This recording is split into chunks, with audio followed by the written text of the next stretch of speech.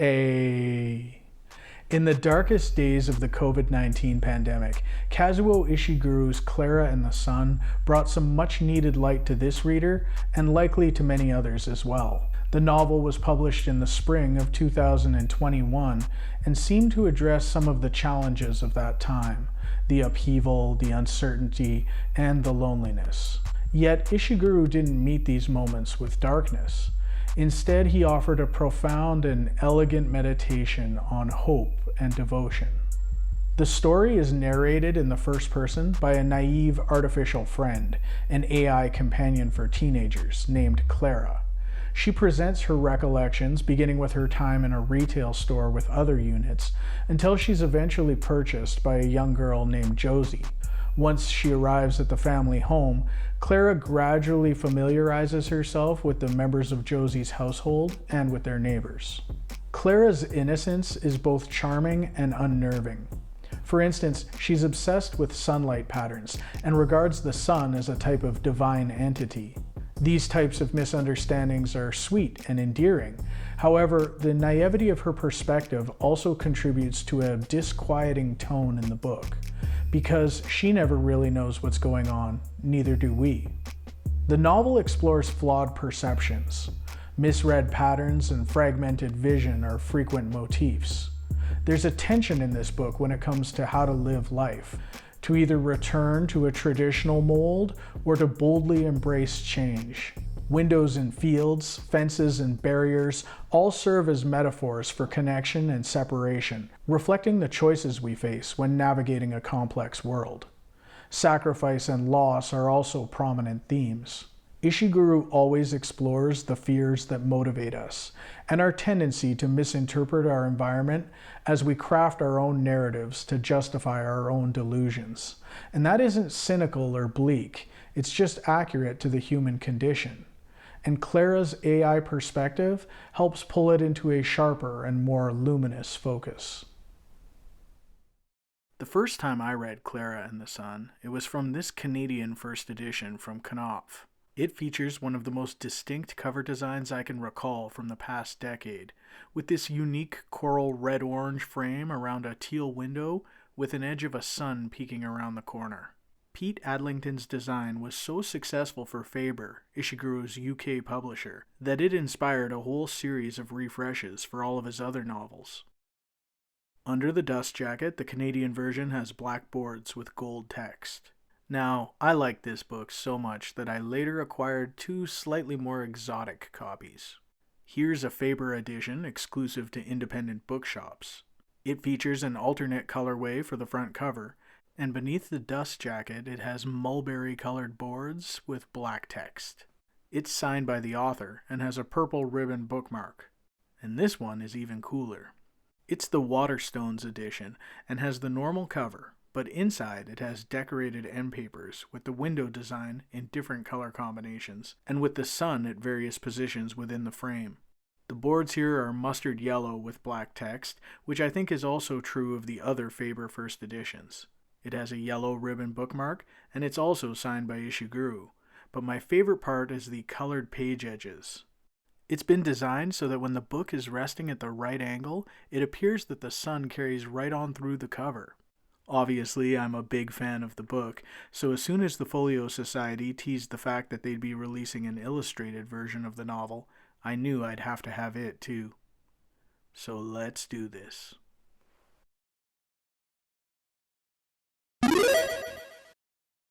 And this is Klara and the Sun from the Folio Society. This version was released in 2025. It's presented in a lovely illustrated slipcase covered in a smooth paper with a metallic sheen, done in shades of red with a touch of purple. These boxed images recall how Klara often sees the world, as compartmentalized segments. There's a silhouette, a double helix, and the sun. And some urban images here, with buildings, a traffic light, taxicabs, and a variety of human silhouettes. The book itself complements this design. On the front boards, there's a close-up image of part of Klara's face, which wraps around to an abstract purple and lavender design. These little squares and pixel-like details evoke digital artifacts, and on closer inspection, they're present on the front cover as well. The lighting effects will carry over to the interior artwork, and all of this is printed on a silky cloth. If you've ever handled Folio's edition of Anansi Boys, you know what this feels like. On the spine, the author's name and the publisher logo are printed in a reddish brown, while the title is recessed in a striking metallic purple. The binding is finished with blue head and tail bands.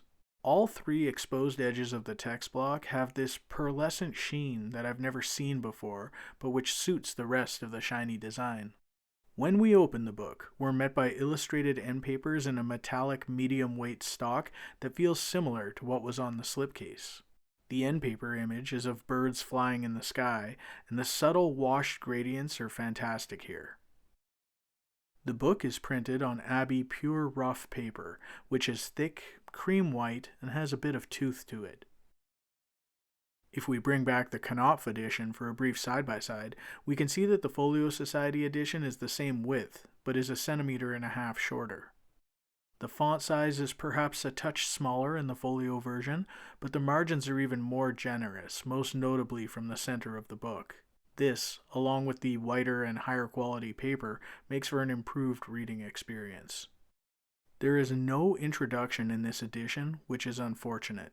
Folio's original and exclusive introductions are one of my favorite features, and I would have appreciated one here, as I believe that the novel lends itself to all sorts of interesting commentary. The lack of introduction isn't unprecedented.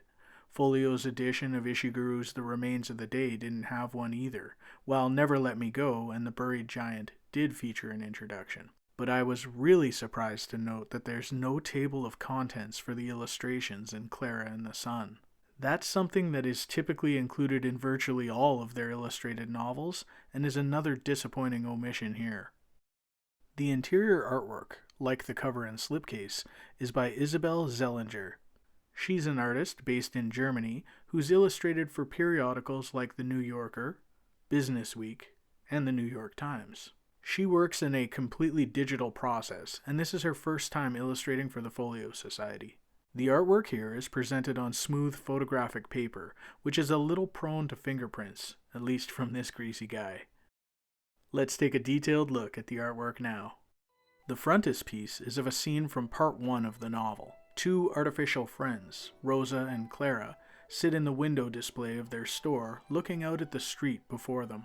Pedestrians walk by on their cell phones, many busy and ignoring them, with a few curiously looking in. The blurred taxicabs in the foreground suggest the traffic outside. This is the reflection of the RPO building across the street, which is an important landmark for Klara, whose whole existence thus far has been confined to the store. Her only knowledge of the outside world comes from privileged time in the front window, where she can look out and observe. Consequently, Klara fixates on odd details like the tow-away zone sign, and of course the positioning and pattern of the sun, which she looks upon with reverence. While her companion is in this shadow, Klara sits just outside it, and this band of light recalls her image on the front cover, which had a similar lighting effect. The second illustration is from Klara's point of view. She's inside the store on the day when Josie returns to purchase Klara. The young girl beams with happiness, and behind her are the store manager and Josie's mother, Chrissy Arthur. Klara, who's especially observant, is careful to distinguish between the three expressions, reading joy, subtle caution, and curious concern. Zellinger has done a great job with the nuanced variety here, and the overexposed lighting effect in the background helps maintain a visual motif. The third piece is from part 2, when Chrissy takes Klara to Morgan's Falls, when Josie is too sick to accompany them. Mrs. Arthur stands near a wood railing with the waterfall's mist before her, and Klara behind her. There's a contemplative sorrow to this moment, which is represented well by the straightforward rendering of the grass and the rail, the small form of the mother, and the almost abstract color and texture work for the crashing waterfall. The fourth image is a 2-page spread, and it depicts another important location in the book. This is Mr. McBain's barn. Josie's best friend and neighbor Rick helps Klara navigate 3 fields to get her to her intended destination.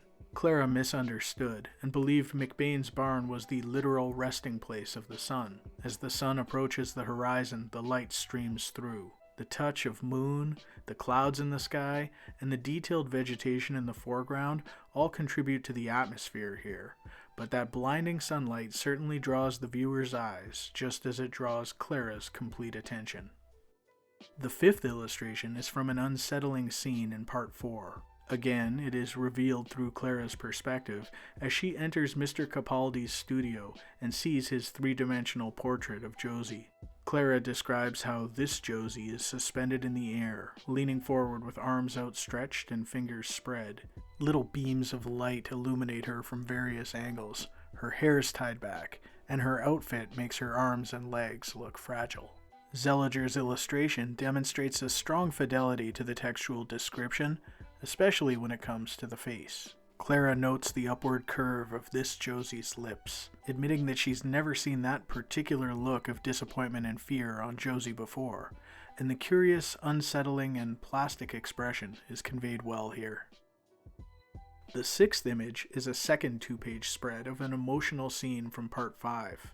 Mrs. Arthur, Melania housekeeper, Rick, and Klara all surround Josie's bed as the sunlight streams in from the window. Josie is awakened and shields her face from the intense light. The color scheme and the layout recall the previous two-page spread, which feels like a deliberate choice here, as does the opposing placement of Chrissy and Klara. I'm not wild about what's going on here though.